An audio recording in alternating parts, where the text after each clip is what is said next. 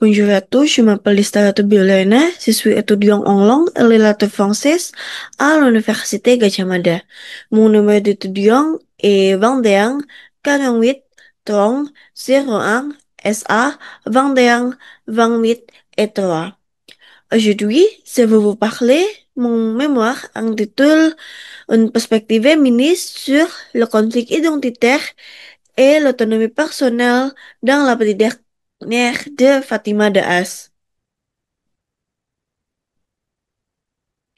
Ces romans intéressent les négociations identitaires dans un contexte complexe d'intersectionnalité. À travers l'histoire de son personnage principal, l'autrice explore les tensions entre plusieurs dimensions identitaires, la religion, le genre, la sexualité, la race et la nationalité.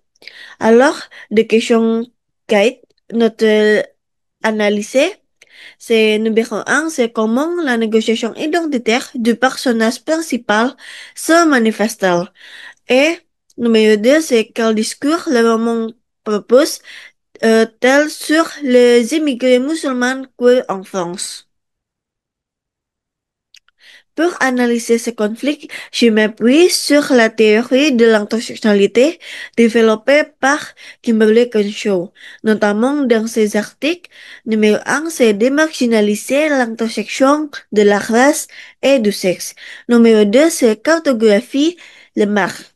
Crenshaw y critique les limites du droit antidiscrimination et soigner l'importance de penser les oppressions classées pour comprendre l'expérience de femmes racisées et minorités. L'intersectionnalité permet ici de saisir la complexité du vécu du personnage principal écartelé entre les attentes de sa culture d'origine et celle de société française. Alors, pour donner des exemples, dans la petite dernière, Fatima Daas raconte l'histoire d'une jeune femme musulmane et lesbienne confrontée à des conflits identitaires profonds. L'un des passages les plus marquants dit Dieu a créé l'homme et la femme.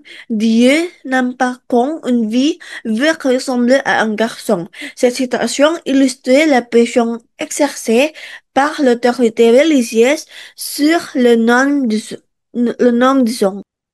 Alors, pour conclusion, la petite dernière est un bien plus qu'un récit personnel. C'est une œuvre politique et engagée qui nous invite à réfléchir à la complexité des identités croisées. Elle pose un regard lucide sur les tensions entre appartenance culturelle, voix religieuse et orientation sexuelle. À travers cette œuvre, Fatima Daas offre une nouvelle voie dans la littérature française contemporaine en donnant de la visibilité à une voix souvent oubliée, celle des immigrés musulmans queer. Alors, merci beaucoup pour votre attention. Au revoir.